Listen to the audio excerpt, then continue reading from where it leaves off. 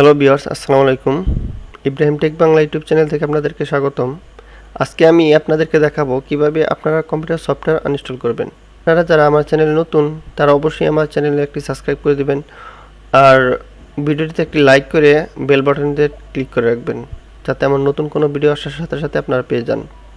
তো চলুন দেখি আমরা কিভাবে কম্পিউটারের সফটওয়্যার আনইনস্টল করতে পারি।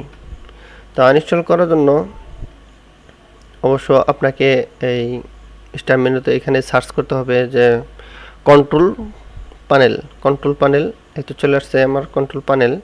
জাস্ট এখানে ক্লিক করে দেবেন। এখানে ক্লিক করার পরে এখানে এসে খুঁজবেন যে প্রোগ্রাম অ্যান্ড ফিচার কোথায় আছে। এইখানে আছে প্রোগ্রাম অ্যান্ড ফিচার, এখানে ক্লিক করে দেবেন। এখানে সমস্ত ইনস্টল ফাইল এখানে জমা হয়ে আছে, আপনার এখান থেকে আপনাদের আনইনস্টল করতে হবে। তো আমি একটা ফাইল আনইনস্টল করে দেখাই, দেখি কোনটা আনইনস্টল করা যায়।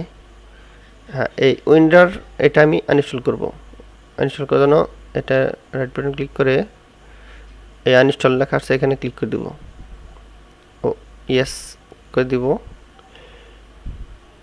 ওকে, আমারটা চলে গেছে। আরেকটা দেখি আনইনস্টল করতে পারি কিনা, আর কি আনইনস্টল করা যায়।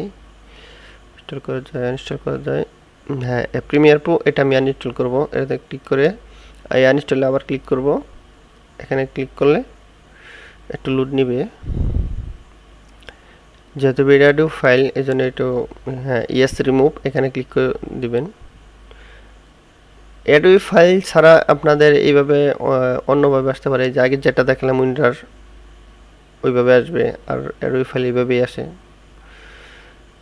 তো আমার আশা করি আপনারা ভিডিওটি দেখে আনইনস্টল করতে পারবেন, কোনো সমস্যা হবে না।